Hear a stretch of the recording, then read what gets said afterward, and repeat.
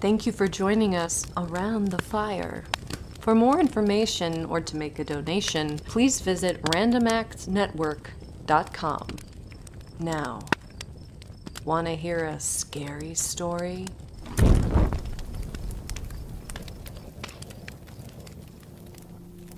I had loved her madly. Why does one love? Why does one love? How queer it is to see only one being in the world, to have only one thought in one's mind, only one desire in the heart, and only one name on the lips, a name which comes up continually, which rises like the water in a spring, from the depths of the soul, which rises to the lips, and which one repeats over and over again, which one whispers ceaselessly, everywhere, like a prayer. I am going to tell you our story, for love only has one, which is always the same. I met her and loved her, that is all. And for a whole year I have lived on her tenderness, on her caresses, in her arms, in her dresses, on her words, so completely wrapped up, bound, imprisoned in everything which came from her, that I no longer knew whether it was day or night, if I was dead or alive, on this old earth of ours, or elsewhere. And then she died. How? I do not know. I no longer know. But one evening she came home wet, for it was raining heavily, and the next day she coughed for about a week, and took to her bed. What happened, I do not remember now, but doctors came, wrote, and went away. Medicines were brought, and some women made her drink them. Her hands were hot, her forehead was burning, and her eyes bright and sad. When I spoke to her, she answered me, but I do not remember what we said. I have forgotten everything, everything, everything. She died, and I very well remember her slight, feeble sigh. The nurse said, "Ah," and I understood. I understood. I knew nothing more, nothing. I saw a priest who said, "Your mistress?" And it seemed to me as if he were insulting her. As she was dead, nobody had the right to know that any longer, and I turned him out. Another came who was very kind and tender, and I shed tears when he spoke to me about her. They consulted me about the funeral, but I do not remember anything that they said, though I recollected the coffin and the sound of the hammer when they nailed her down in it. Oh, God. God. She was buried, she, in that hole. Some people came, female friends. I made my escape and ran away. I ran, and then I walked through the streets and went home, and the next day I started on a journey. Yesterday I returned to Paris, and when I saw my room again, our room, our bed, our furniture, everything that remains of the life of a human being after death, I was seized by such a violent attack of fresh grief that I was very near opening the window and throwing myself out into the street, as I could not remain any longer among these things, between these walls which had enclosed and sheltered her, and which retained 1,000 atoms of her skin, and of her breath in their imperceptible crevices. I took up my hat to make my escape, and just as I reached the door, I passed the large glass in the hall, which she had put there so that she might be able to look at herself every day, from head to foot, as she went out, to see if her toilette looked well, and was correct and pretty, from her little boots to her bonnet. And I stopped short in front of that looking glass, in which she had so often been reflected. So often, that it also must have retained her reflection. I was standing there, trembling, with my eyes fixed on the glass, on that flat, profound, empty glass, which had contained her entirely, and had possessed her as much as I had, as my passionate looks had. I felt as if I loved that glass. I touched it. It was cold. Oh, the recollection. Sorrowful mirror, burning mirror, horrible mirror which makes us suffer such torments. Happy are the men whose hearts forget everything that it has contained, everything that has passed before it, everything that has looked at itself in it, that has been reflected in its affection, in its love. How I suffer. I went on without knowing it, without wishing it. I went towards the cemetery. I found her simple grave, a white marble cross with these few words: "She loved, was loved, and died." She is there, below, decayed. I sobbed with my forehead on the ground, and I stopped there for a long time, a long time. Then I saw that it was getting dark, and a strange, a mad wish, the wish of a despairing lover, seized me. I wished to pass the night, the last night, in weeping on her grave.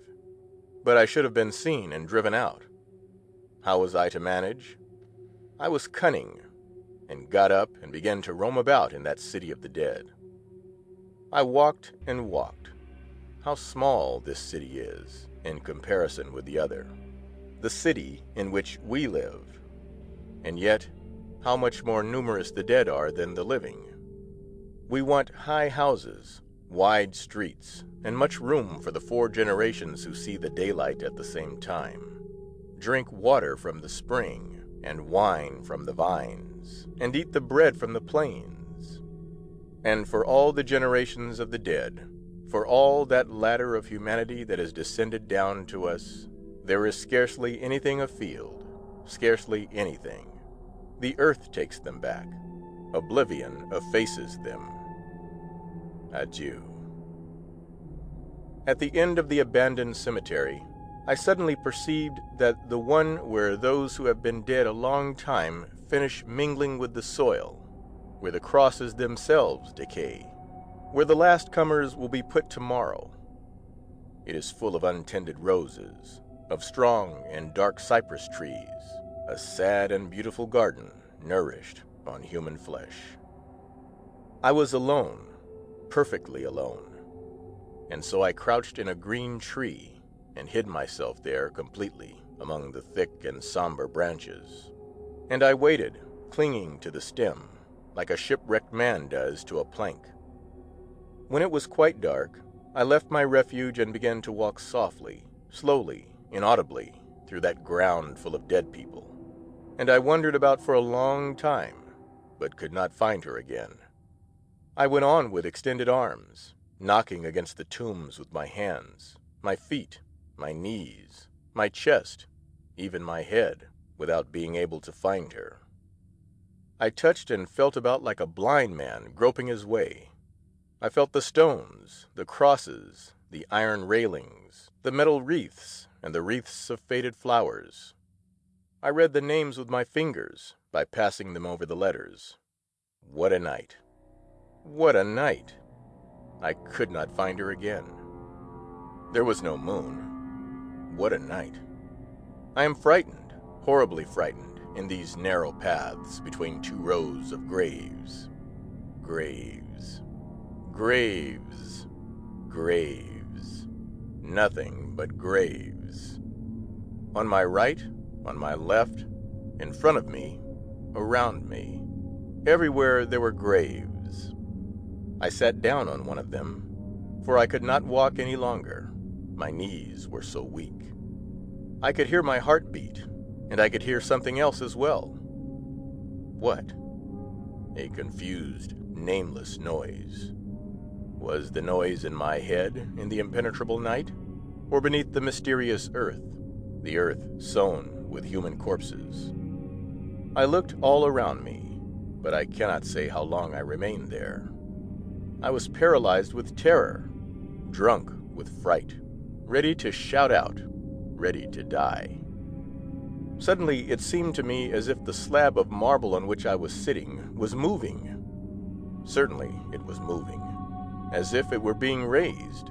With a bound, I sprang onto the neighboring tomb, and I saw, yes, I distinctly saw the stone which I had just quitted rise upright, and the dead person appeared, a naked skeleton, which was pushing the stone back with its bent back. I saw it quite clearly, although the night was so dark. On the cross I could read, "Here lies Jacques Olivant, who died at the age of 51. He loved his family, was kind and honorable, and died in the grace of the Lord." The dead man also read what was inscribed on his tombstone. Then he picked up a stone off the path, a little pointed stone, and began to scrape the letters carefully. He slowly effaced them altogether, and with the hollows of his eyes he looked at the places where they had been engraved, and with the tip of the bone that had been his forefinger, he wrote in luminous letters, like those lines which one traces on walls with the tip of a lucifer match, "Here reposes Jacques Olivant, who died at the age of 51. He hastened his father's death by his unkindness, as he wished to inherit his fortune. He tortured his wife, tormented his children, deceived his neighbors, robbed everyone he could, and died wretched." When he had finished writing, the dead man stood motionless, looking at his work, and on turning round I saw that all the graves were open, that all the dead bodies had emerged from them, and that all had effaced the lies inscribed on the gravestones by their relations, and had substituted the truth instead. And I saw that all had been tormentors of their neighbors, malicious, dishonest, hypocrites, liars, rogues, calumniators, envious, that they had stolen, deceived, performed every disgraceful, every abominable action.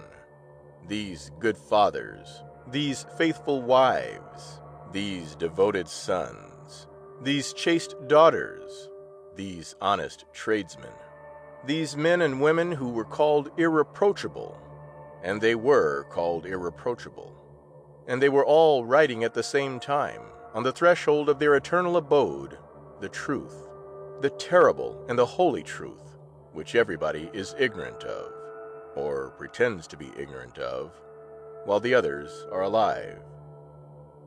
I thought that she also must have written something on her tombstone. And now, running without any fear among the half-open coffins, among the corpses and skeletons, I went towards her, sure that I should find her immediately. I recognized her at once without seeing her face, which was covered by the winding sheet. And on the marble cross where shortly before I had read, "She loved, was loved, and died," I now saw, having gone out one day in order to deceive her lover, she caught cold in the rain and died. They found me at daybreak, lying on the grave.